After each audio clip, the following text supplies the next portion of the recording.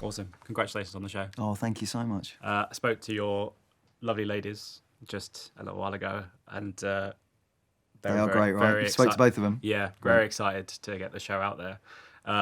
For you, starting where you've started and now with the show, and now coming here, where it's about to be released.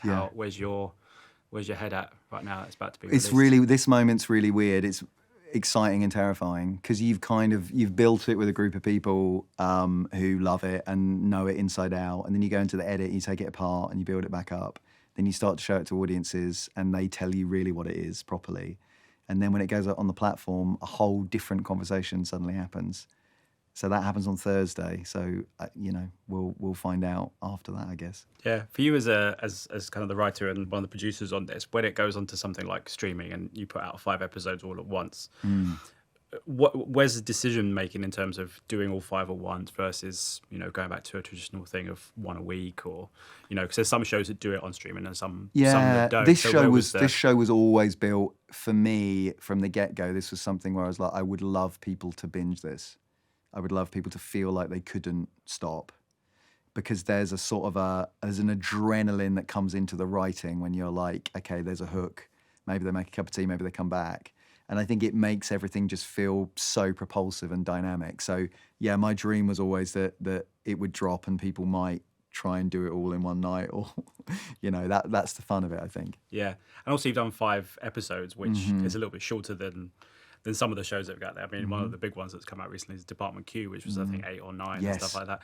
Was that always in the thinking to do it in 5? And why that many? What in terms of 5. I made a previous show for Netflix that was 5 as well, a limited. And for me, a 5 is a really great number because it sort of gives you loads of room to explore, but it also means that in a thriller, you can keep it very hooky, very twists and turns. But if you extend that too much, then it almost becomes a little bit ridiculous. If you try and take that same sort of engine and push it into 8 or 10, there are so many twists, there's so many extensions that you get to the point where you're like, I don't know if I believe this anymore. So 5 for that kind of twisty-turny thing feels, I think, really right, What were the kind of touch points for you in terms of the story? Because it feels very today, as in, a lot of these things could happen, are happening, might happen. What was the kind of genesis? And also, I know you wanted to work with Suranne for a while. So how did that kind of that was the genesis was really starting. The starting point was her. What can I write for her? How can we work together? How can I? She takes audiences into different worlds. Everything she makes. So where can we lead an audience? And I hadn't felt for the longest time that there'd been a really good political drama that had come out of the UK. There's loads of great satire or comedy around politics, but an actual drama that wasn't afraid to put a politician in the middle of it and say, maybe this person's likable. Maybe this person you can root for this person.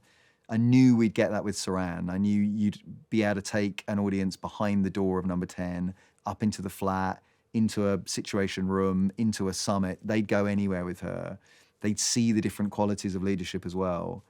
She burns so brightly. She's so human, but she's also, I think, got a vulnerability that audiences are really drawn to. So that, in the context of a world leader, felt really exciting, In terms of your writing and everything, I mean, you've done contemporary stuff, as you said, and you've gone on and done historical stuff, obviously Bridge of Spies. Yeah.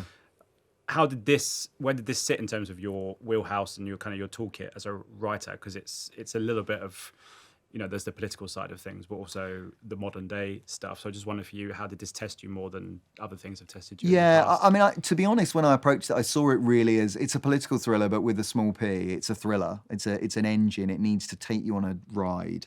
And so for me, it was really about calibrating. I wanted the politics to be credible. I wanted the leaders to feel like they were engaged in a tough negotiation. But I also wanted at a certain point to say to an audience, something is completely blindsiding them now and that it's smashing the story into a different place.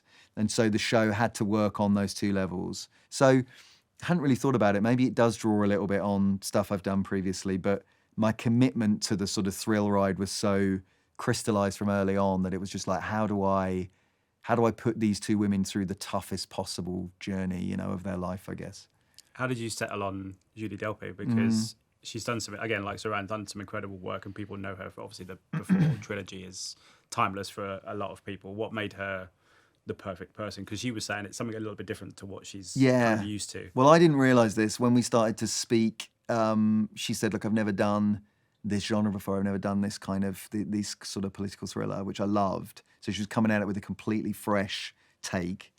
I think, truthfully, for me, it was a bit of a difficult one. You get Suranne, you set a very high bar. And if you've written something where two people go head to head, the question is, well, it's got to be proper fireworks, right? So that was quite hard. And it was immediately like, okay, well, who matches Suranne? Then Julie came into the mix and suddenly I was like, God, if we could get her to do this, that would be amazing. She's got such kind of charisma and gravitas, and also she just this is not true of her in real life, but some of the looks she gives in the role are so sort of withering and like quite, you're like, whoa. That combination of Suranne and her from the very first read through was like, okay, this is awesome, you know? Yeah. I did want to ask you very quickly about your set in terms of where you shot it, because obviously you can't shoot in the real locations, but it feels like you've shot in that's real great. locations, and you kind of go into Downing Street and you see things you hadn't seen before. How much of a task was it to kind of recreate that, or did it exist? No, it was enormous. Yeah. And the biggest job of the incredible production designer we had of Arwell Jones was not showing the joins between what was a exterior set on Bovingdon Airfield for Downing Street. So we built Downing Street, the exterior. Then when you go through the door, you're at a place called Langleybury House, which is like 15 minutes down the road, which is a big old house that is pretty much the exact footprint of Downing Street. Same designer, same footprint. So a lot of the rooms that we use are exactly in the right configuration of Downing Street itself. So then it became a job about, right, how do we make them look like Downing Street? How do we make sure the art direction, all the rest of it matches? And then I think probably one of the biggest challenges was we wanted to shoot in Parliament. We had a really unbelievable cup of tea with Sir Lindsay Hoyle, who's the Speaker of the House of Commons, who said, you should come. We were all set. We looked around it. It was mind-blowing. I was like, wow, we're going to actually shoot in the House of Commons. Then we couldn't, unfortunately. The filming dates clashed with some business that was going on in the Lords, so then it became about, okay, how do we do this? And what we did was build the House of Commons. Arwell Jones designed it and built it, and that now exists as a flat pack set. So if you want to hire it for party or anything, like you can. But like the idea that thing on screen was the work of probably 100 different people, craftspeople, was really beautiful. Actually, it was a lovely thing. Yeah, it's pretty astonishing that you managed to pull it off. I wish you all the best with the show. Thank you so much for your time. Absolute pleasure chatting to you. Nice to see you again. Nice to see you. Ladies and gentlemen, you're watching Hey You Guys! Hey, you guys! Hey, you guys! Hey, that's what they all say. Hey, you guys! Hey!